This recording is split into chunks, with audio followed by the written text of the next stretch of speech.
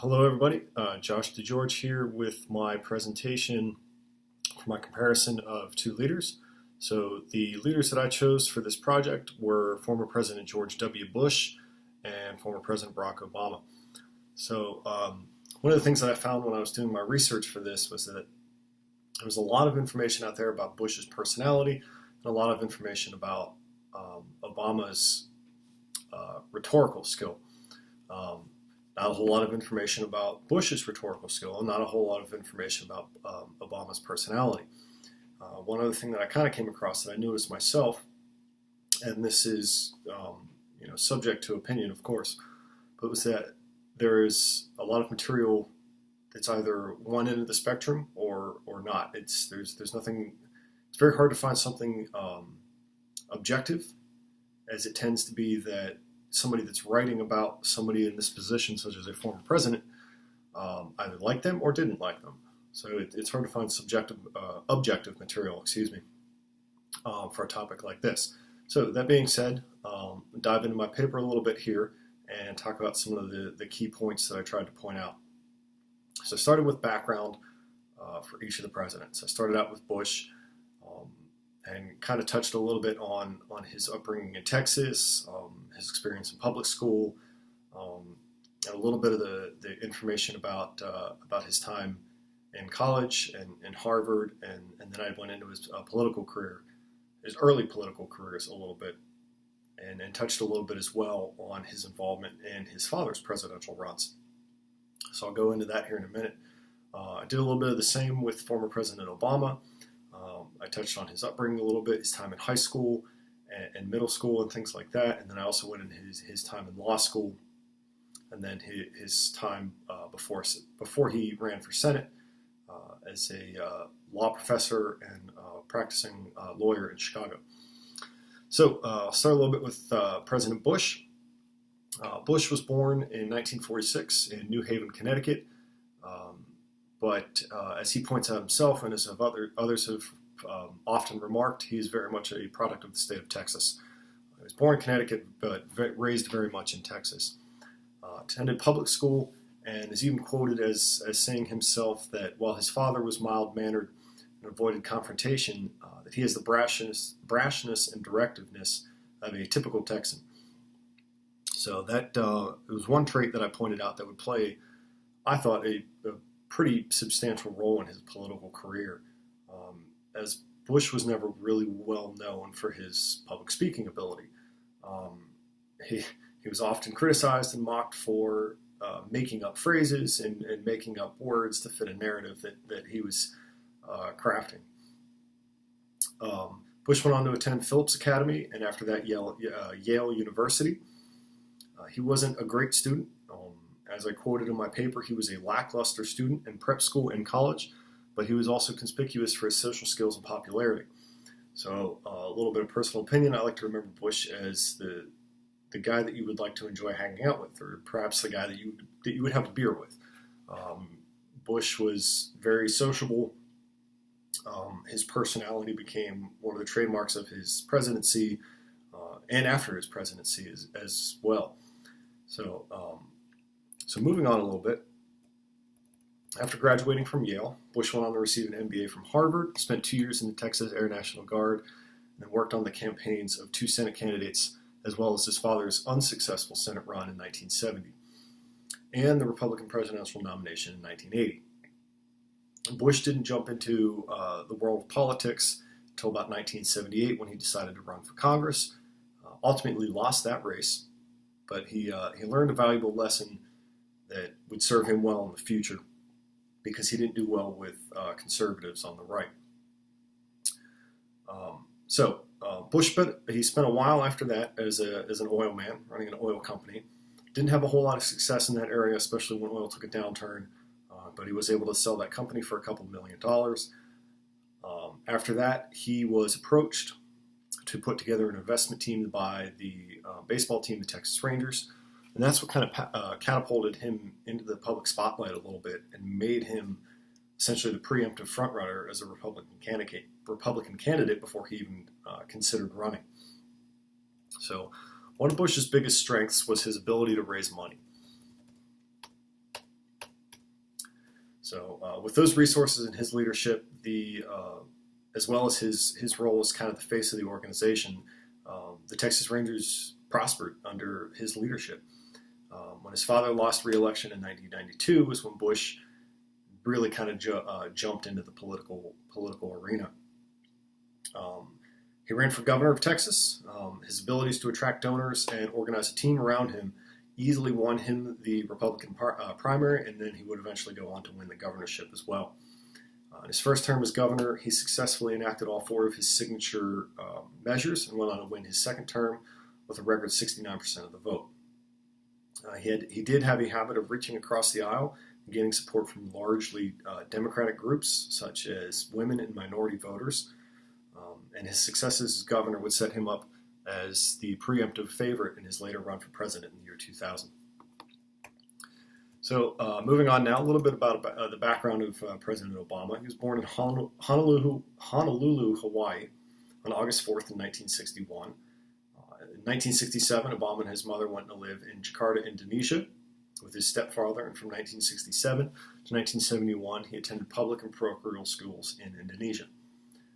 He returned to Honolulu to finish high school and, while living with his grandparents, graduated in 1979. From there, he attended Occidental College in Los Angeles, and 2 years later, eventually transferred to Columbia University in New York.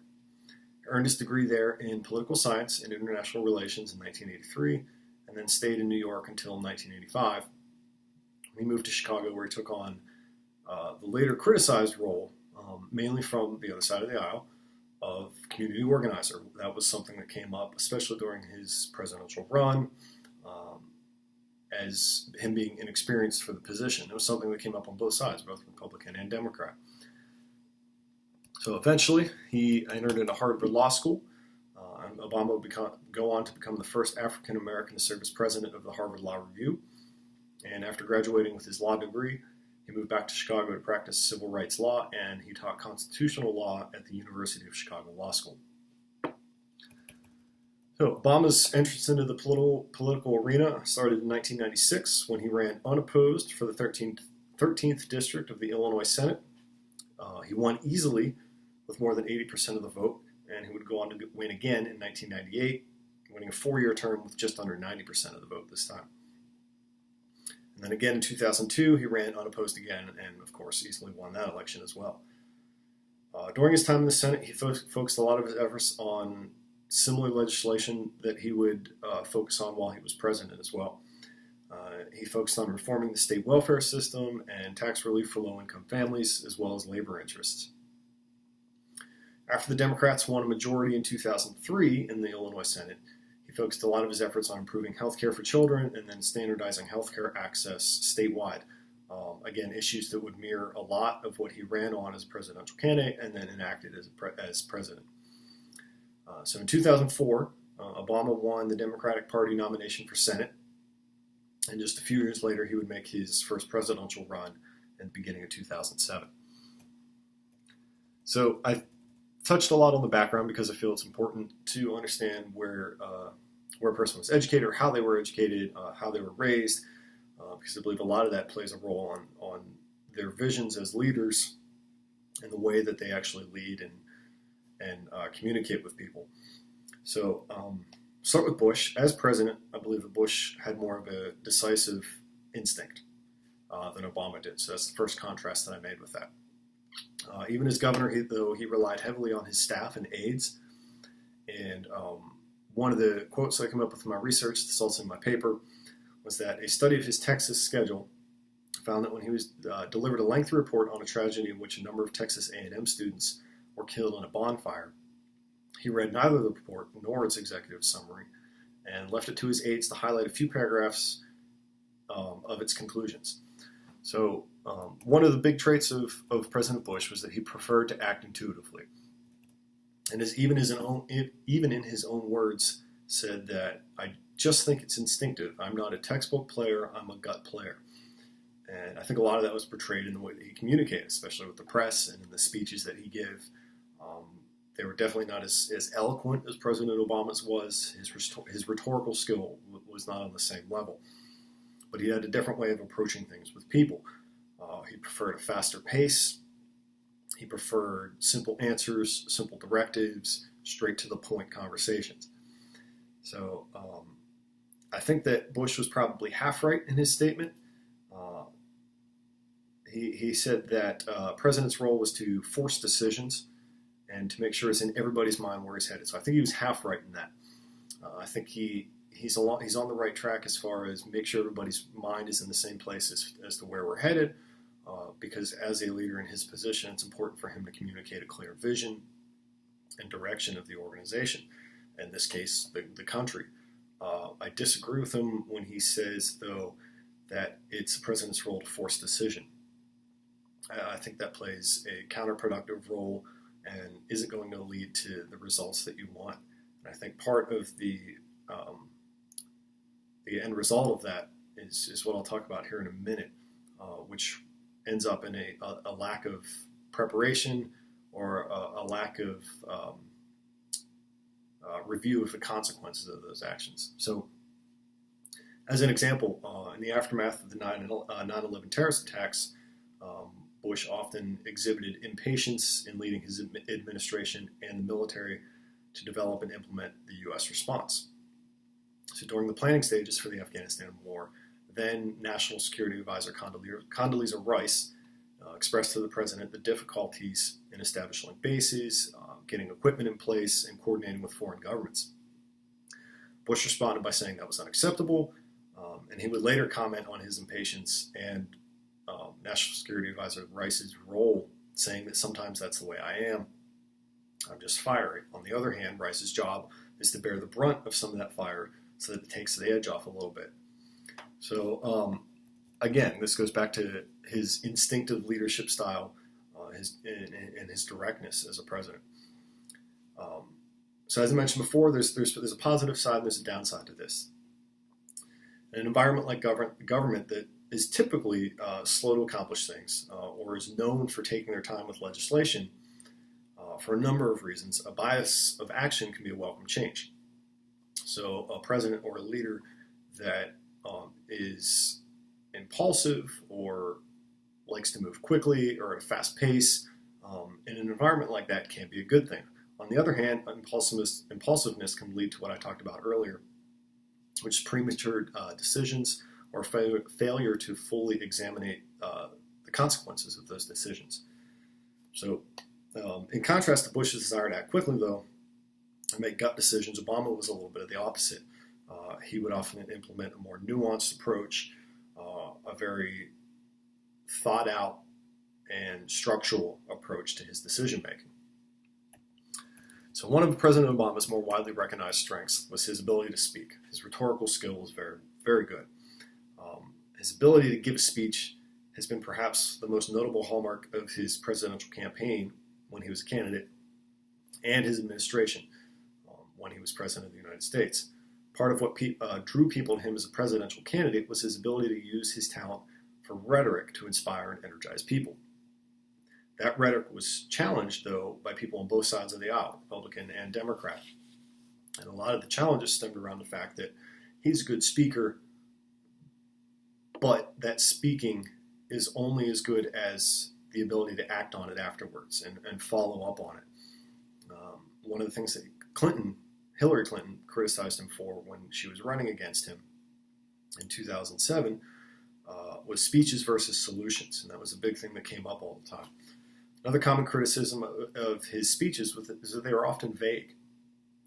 Another item that I have in my paper from the London Financial Times, there was an article that stated that Mr. Obama's most inspirational phrases are vague to the point of vacuity.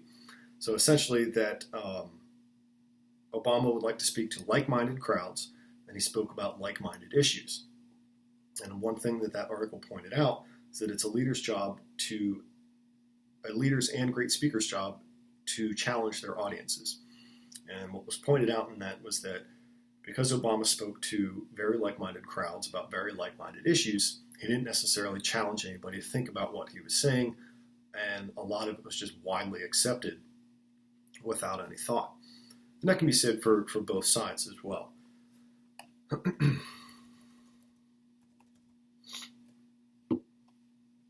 So, In contrast to Bush, who governed and inspired through his impulsiveness and will towards action, Obama used a lot of his skill for rhetoric to do the same, just in a slightly different way.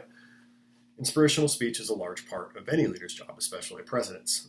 Bush made up for that lack of rhetorical skill with his quick action and decisiveness, but Obama used it to sell new ideas to the American people and push through a lot of his signature legislation, especially healthcare. His rhetoric also extended into new forms of communication, as he was one of the first presidents, and probably the first president, to fully utilize social media. And a lot of that is what propelled him to such a massive electoral victory in his first campaign. So I think that speaks a lot to his ability to actually connect with people and to reach out to different audiences and the different classes of voters using something like social media. And I think that goes a long way and says a lot about his strength as a communicator. So because he was able to leverage that social network to his advantage, his vision and path for the country reached a voice of voter that was often overlooked. In this case, it was the younger class, people in their 20s and 30s, and new voters, 18, 19. In comparison, the same could also be said for President Trump. Now, he's not the subject of this paper, but it's hard not to draw a comparison with his ability to also reach out and touch a different class of voter that even Bush didn't do as well in, and that was that blue collar working class. That ability to communicate the vision and path of your organization, in this case the country, is an important characteristic of a leader. Obama did it with his rhetorical skill and social networking leverage. Bush did it with his directness and his forcefulness and his people skills. Like I said before, he was a very sociable person. So, in conclusion, both presidents had their strengths and weaknesses, but it was how they were able to use those strengths to accomplish the goals that they set out to do. Each one did it in their own way. Bush's strategy of shoot from the gut played to his advantage on a number of occasions, when he convinced America that invading Iraq and deposing Saddam Hussein was the right thing to do, and when he rallied the country after the 9/11 terrorist attacks. The downside to that, of course, is that his strength, though, was a failure to thoroughly review the consequences of his actions before deciding. And a lot of us saw the consequences of that in Iraq.